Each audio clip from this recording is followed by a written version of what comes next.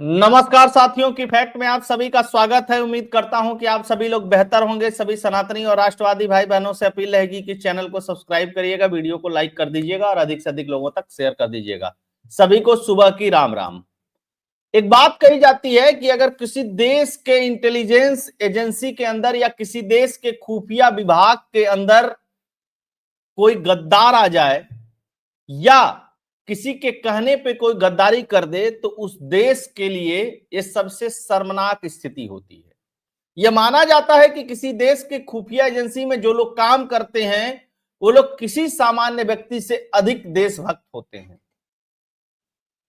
लेकिन मैं ये सब बातें क्यों बता रहा हूं? ये बातें इसलिए बता रहा हूं कि एक कौम है जो कहीं भी रहे अपना मकसद कभी नहीं भूलती है। वो चाहे अमेरिका की एजेंसी सीआईए में रहे चाहे किसी भी दुनिया की एजेंसी में रहे। सीआईए का एक एजेंट नाम है उसका आसिफ विलियम रहमानी, जिसको गिरफ्तार किया है एफबीआई ने। जानते हैं किस लिए गिरफ्तार किया है? शॉकिंग है खबर। उसने इजराइल का डेटा लीक किया। इजराइल जो ईरान के ऊपर हवाई हमले करने वाला था, और लीक कब किया?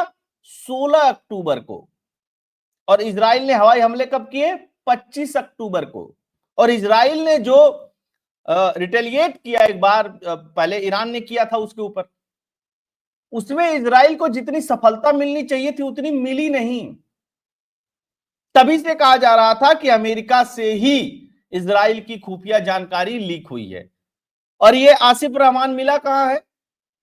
आसिफ रहमान नाम है इसका, बेसिकली रहमानी नहीं। रहमानी कह लीजिए, क्या फर्क पड़ता है। ये मिला है कंबोडिया में। जब इसको पता चल गया कि सीआईए अब मुझको खोज लेगी, एफबीआई मुझको खोज लेगी, इंटेलिजेंस एजेंसियां मुझको खोज लेंगी, मैंने जो डेटा लीक किया है, तो ये भाग गया कंबोडिया। अब इसको किस एंगल से समझेंगे, किस एंगल से जानेंगे, ये तो बात की बात है। लेकिन जो अमेरिका के फाइव आइज है, अमेरिका हो गया, यूके हो गया, कनाडा, ऑस्ट्रेलिया, न्यूजीलैंड, इसके अलावा भारत भी अमेरिकी इंटेलिजेंस एजेंसियों के साथ पार्टनर है। यानी आप कह सकते हैं कि अमेरिका की सीआईए और भारत की रॉ इंटेलिजेंस सूचनाओं के लिए पार्टनर है, एक दूसरे से सूचनाएं शेयर करते हैं।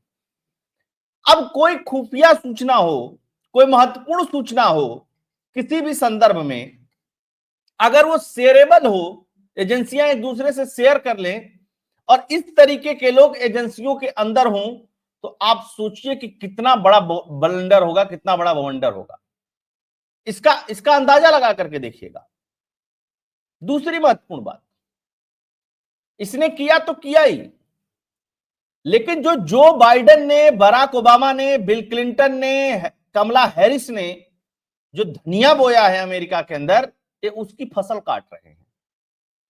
आज इजराइल ईरान के ऊपर हमला करने में विफल हुआ तो उसमें सबसे बड़ा कारण था ये। अब आप सोचिएगा, सीआईए में मैं जब पढ़ रहा था तो पता चला कि वहां कई लेवल होते हैं।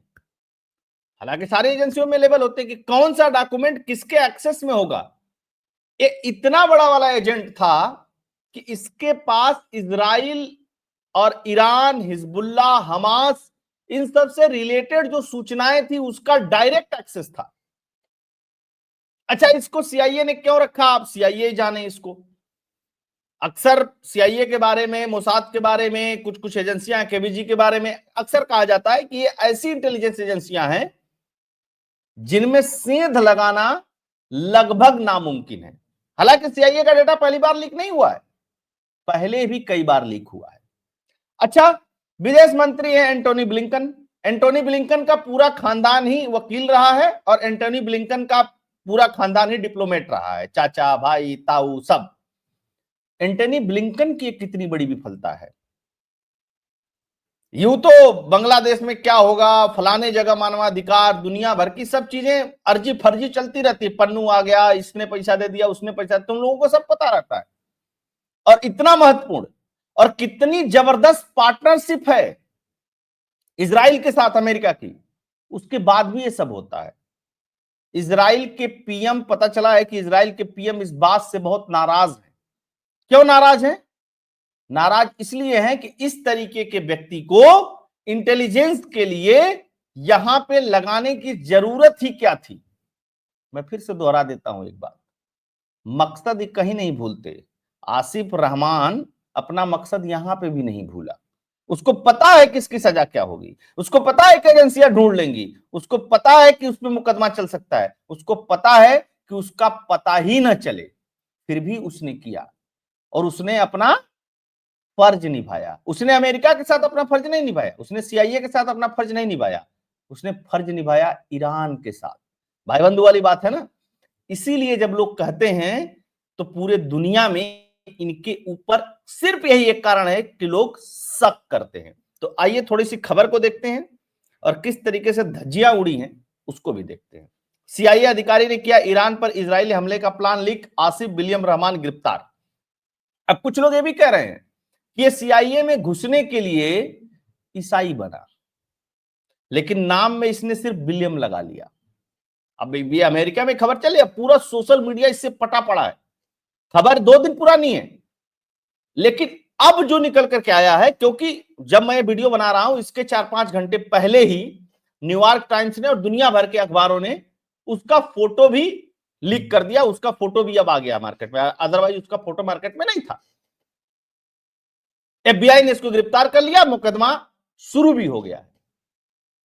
अब डोनाल्ड ट्रंप के जीतने के बाद क्या एफबीआई और सीआईए कोर्स करेक्शन कर रही हैं कि भाई ट्रंप आने वाला है और मार्को रूबियो जो है वो अब विदेश मंत्री बनने वाला है, सीआईए का जो चीफ है वो भी बदल जाएगा क्योंकि वो सारी नियुक्तियां कर रहे हैं डोनाल्ड ट्रंप।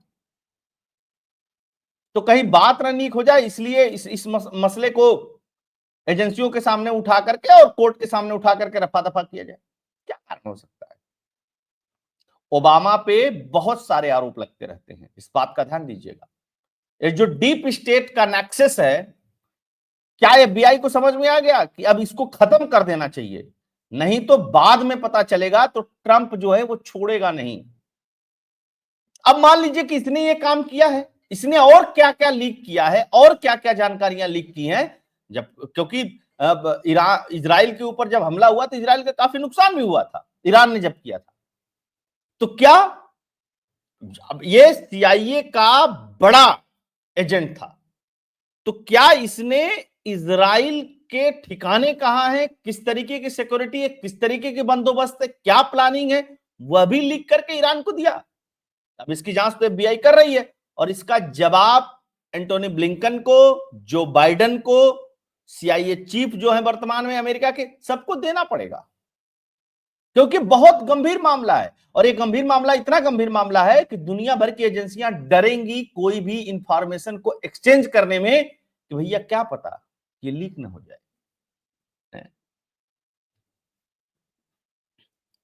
पश्चिमी देशों में बीते साल से शुरू हुआ तनाव अब खत्म नहीं हो पाया। हाल में ही 1 अक्टूबर को ईरान ने इजराइल पर बड़े स्तर पर मिसाइल हमला किया।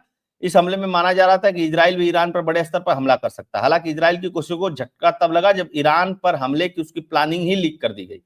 शुरुआत से ही माना जा रहा था कि प्लानिंग अमेरिका से लीक हुई है। वहीं अब सीआईए के एक अधिकारी आसिफ रहमान को इस आरोप में गिरफ्तार भी किया गया है। ठीक है, एफबीआई ने किया गिरफ्तार। न्यूयॉर्क टाइम्स की रिपोर्ट के अनुसार सीआईए अधिकारी आसिफ विलियम रहमान को एफबीआई द्वारा मंगलवार को कंबोडिया में गिरफ्तार किया गया। आसिफ पर राष्ट्रीय रक्षा जानकारी को जानबूझ करके बनाए रखने और प्रसारित करने के 2 मामले पर आरोप लगाया है। गुआम की संघीय अदालत इस मामले में दस्तावेज भी दाखिल कर दिए हैं। कैसे लीक हुआ? 17 अक्टूबर को कंबोडिया सहित अमेरिका के बाहर की जगहों पर ईरान पर इजराइल हमले की प्लानिंग अवैध रूप से लीक कर दी गई। ठीक, अमेरिकी मीडिया के मुताबिक आरोपी रहमान के पास संवेदनशील जानकारी तक पहुंचने के लिए टॉप सीक्रेट सिक्योरिटी क्लियरेंस था। अब निष्कासन करो, कुछ भी करो, फलाना करो, ढिकाना करो, क्या फर्क पड़ता है। प्लानिंग लीक होने के बाद इजराइल ने 25 अक्टूबर को ईरान में लक्षित हमले किए थे और कई ठिकानों को निशाना बनाया था। हालांकि सक्सेस नहीं हो पाया था। जब भैया यहां हमले होने वाले हैं, कौन से मिसाइल से होगा, किससे होगा, सारी चीजों, डॉक्यूमेंट भी लीक हो गया है। तो डॉक्यूमेंट भी सोशल मीडिया पे चल रहा है और अमेरिका के बड़े बड़े अखबार उसको चटकारे मार करके लिख रहे हैं, कर रहे हैं, अब देखिए द जेरूसलम पोस्ट ने भी लिखा, report CIA officials Asif W Williams was arrested by the FBI in Cambodia Tuesday and charge with disclosing classified document allegation showing Israel relation plan against Iran. है ना, मतलब यार भाई जब इस तरीके का प्लान लीक हो जाएगा तो क्या कर लेगी मोसाद, क्या कर लेगी इजराइल ने, है ना। देखिए सब वहां के अखबार लिख रहे हैं, CIA official with top security clearance charge for leaking the high classified document about the Israel and Iran. ये है उसका फोटो, ये है आसिफ रहमान। मैं बार बार कहता हूं ना, यहां पे भी गंगा जमुनी तहजीब बहती है, भाईचारा बहुत बहता है, मकसद नहीं भूलते, कहीं रहे भाई, फ्रांस में रहे, ब्रिटेन में रहे, अमेरिका में रहे, भारत में रहे, पाकिस्तान में रहे, कहीं रहे दुनिया के कोने में, है ना। लेकिन भारत में जो अभी सेकुलरिज्म की धारा बह रही है उसको समझ में बात नहीं आती है। ये डॉक्यूमेंट है, कोई अगर कहेगा तो मैं उसको व्हाट्सएप पे हाई लिख करके भेजेगा तो मैं उसको ये भेज भी दूंगा, अदरवाइज सोशल मीडिया पे अवेलेबल भी है, आप ट्विटर पे जाएंगे तो मिल भी जाएगा। ये थोड़ा पढ़ने में इसमें नहीं आ रहा है इसकी पीडीएफ में, ठीक है। ये लीक कर दिया इसने एफआईआर कॉपी, और ये है डॉक्यूमेंट, पूरा प्लान लीक कर दिया कि कहां कहां पे कौन कौन सा जहाज कैसे कैसे जाने वाला है, मतलब फ्लाइट फाइटर प्लेन, क्या क्या प्लानिंग है इनकी, कैसे कैसे करेंगे, क्या क्या चीज, सब चीज, कहां पे मीडियम थ्रेड है, कहां पे लो थ्रेड है, कहां पे हाई थ्रेड, सब कुछ बता दिया। अब आप इससे अंदाजा लगा लीजिए कि बाइडेन अमेरिका के इतिहास का सबसे कमजोर राष्ट्रपति है, क्योंकि बाइडेन नहीं अमेरिका चला रहा था, अमेरिका चला रही थी कमला हैरिस और बराक ओबामा मिलकर के। बाइडेन तो भूल जाता है बेचारा, उसको तो इधर देखना है उधर देखने लगता है, बहुत सारी तस्वीरें आई है, कभी गिर जाता है, कभी होश नहीं रहता, कभी कुछ बोल देता है। इसीलिए बीच चुनाव में उसको हटाया गया कि नहीं नहीं भैया तुम चुनाव नहीं लड़ोगे, प्रेसिडेंशियल डिबेट में तुम ट्रंप को जवाब ही नहीं दे पा रहे। दूसरी बात, इस पूरे घटनाक्रम से क्या सीख मिलती है? भारत में भी एक था ना 12 साल तक राष्ट्र उपराष्ट्रपति रहने के बाद, और क्या क्या उसके बारे में सब जानकारियां है ना, यहाँ पे अपने एजेंटों का सब कुछ लीक कर दिया था, कितने को मरवा दिया था। ऐसे ही लोग होते हैं, बिकाऊ लोग। और वो भी कौन था? वो भी मकसद वाला था। मकसद वाले कहीं मकसद नहीं बोलते, चाहे कहीं रहे, इस बात को ध्यान रखना पड़ेगा। और इससे एक बात और साबित हो गई, और सीआईए को इस पे और ध्यान देना पड़ेगा कि भैया बहुत सेकुलरिज्म की डफली बजाओगे ना तो फिर इसी तरीके से डॉक्यूमेंट लीक होगा। क्योंकि तुमको क्या लगता है कि नहीं नहीं नहीं ये अब अमेरिकन सिटीजन हो गए और बहुत लॉयल हो गए, नहीं। और डोनाल्ड ट्रंप को खास तौर पे सचेत रहना पड़ेगा। किस बात के लिए? इस बात के लिए सचेत रहना पड़ेगा कि मेक अमेरिका ग्रेट अगेन अगर बनना है तो इस तरीके के दलाल अगर तुम्हारे संघीय या फेडरल एजेंसियों में रहेंगे, तुम्हारे सीआईए में रहेंगे, तुम्हारे एफबीआई में रहेंगे, तो कभी नहीं बना पाओगे भैया, भूल जाओ, ना बनेगा। और किसी भी देश में इस तरीके के लोग रहेंगे तो देश कभी ग्रेट नहीं बनेगा। कैसे ग्रेट बनेगा भाई? अब इजराइलियों की तो कसम खाई जाती है, लेकिन अमेरिका का कोई भाईजान जो सीआईए का टॉप एजेंट हो डॉक्यूमेंट लीक कर दे तो क्या करेगा कोई आदमी? तो दुनिया भर में एजेंसियों का कोलैबोरेशन है, और कोलैबोरेशन में इस तरीके की गद्दारी। और एक बात और बताते हैं, सिर्फ मामला आसिफ तक नहीं है, इस बात की जिम्मेदारी अमेरिका के प्रशासन को लेनी पड़ेगी। अगर नहीं लेंगे तो ये जितना 5 आइज फलाना ढिकाना, इससे एक्सचेंज प्रोग्राम उससे एक्सचेंज प्रोग्राम जो है वो एजेंसियां नहीं करेंगी, करेंगी भी तो डरेंगी, क्योंकि ये बहुत हाई प्रोफाइल मामला है। इतना हाई प्रोफाइल मामला है कि युद्ध चल रहा है, हूती से लड़ रहा है, 7 मोर्चों पे इजराइल लड़ रहा है। अगर अमेरिका के सीआईए का कोई एजेंट डॉक्यूमेंट लीक कर दे तो आप सोचिए उस देश का क्या क्या स्थिति होगी। अभी तो पता नहीं क्या क्या लीक किया, इसके बारे में पूरी जानकारी आई नहीं, अब जब जानकारी आएगी तब पता चलेगा। हालांकि ये खबर पूरे दुनिया भर के सारे प्रमुख अखबारों में छपी है और इस पे चर्चा हो रही है। तो गद्दारी किसने की? क्या ये आसिफ तक ही बात सीमित है कि या कोई और इसमें है? यह भी अभी बात निकल करके आएगी तब पता चलेगा। एलन मस्क ने क्या कहा था? विवेक रामास्वामी ने क्या कहा था, जो एडवाइजर होंगे ट्रंप के, उन्होंने यही कहा था ना कि ये जो वामपंथ की लंतरानी चल रही है ना, इसको खत्म करना बहुत जरूरी है, अदरवाइज अमेरिका को सब दिवालिया कर देंगे। तो बहुत सारे लोग इस समय जुड़े हुए हैं, सभी लोगों से आग्रह रहेगा कि अगर आपको एनालिसिस कंटेंट और फैक्ट इस चैनल का पसंद आता है तो चैनल के लिए डोनेट और कंट्रीब्यूट करते रहिएगा। उसके लिए फोन पे और पेटीएम का नंबर स्क्रीन पे दिया हुआ है। इस खबर के बारे में सोचिएगा जरूर और जानकारी के लिए खोज करके पढ़िएगा भी। अधिक से अधिक लोगों तक शेयर कर दीजिएगा, लाइक सब्सक्राइब भी करिएगा। बहुत बहुत धन्यवाद। जय हिंद, जय भारत, जय श्री राम।